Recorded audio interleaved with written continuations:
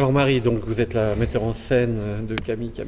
Ce sera le mercredi 16 novembre à 20h45 à l'Atrium. Camille, c'est 3 fois Camille Claudel. Vous pouvez nous expliquer aux spectateurs quelle est votre démarche, pourquoi ce titre, pourquoi cette forme de trilogie, pourquoi ces 3 comédiennes, etc. La pièce de Sophie Jabès a pour originalité de démultiplier Camille Claudel en 3, correspondant aux 3 étapes marquantes de l'artiste. Donc il y a Camille Claudel, jeune élève de Rodin, et Sophie Jabès la situe au moment où elle se demande si elle doit céder ou pas au maître. Elle est déjà dans son atelier, elle est déjà une de ses praticiennes, elle va devenir en fait son inspiratrice, sa collaboratrice, puis son amante. Donc Sophie Jabès la situe à ce moment-là, et c'est Vanessa Font qui interprète cette jeune Camille. Il y a ensuite Camille Claudel après Rodin, et Sophie Jabès situe cette Camille de la deuxième période 10 jours avant son internement. Donc c'est le moment où elle détruit plutôt que de construire, et c'est le moment où elle va apprendre aussi la mort de son père qui est resté toute sa vie un très grand soutien, et la famille va l'interner 8 jours après. C'est Nathalie Boutefeu qui interprète cette Camille de la deuxième période. Puis Camille Claudel internée, elle va le rester donc pendant 30 ans. Et Sophie Jabès la situe à la veille de sa mort, et c'est Clémentine Yannick qui interprète ce rôle.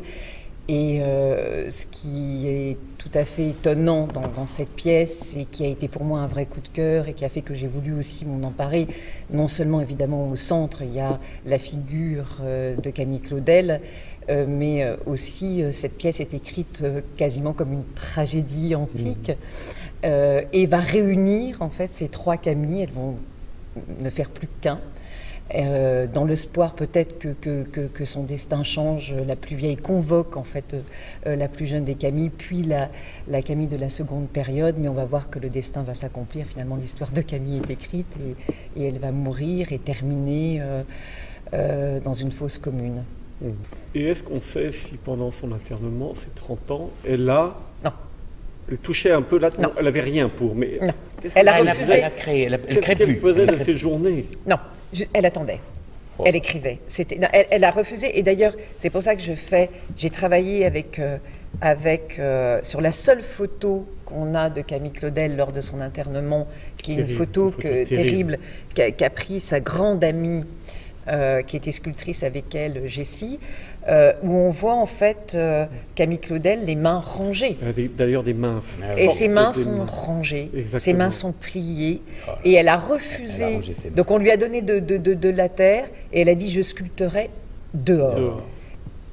Mais ça c'est très très beau. Il y a un moment incroyablement émouvant dans la pièce où donc la vieille Camille Claudel dit: je sculpte dans ma tête. Oui.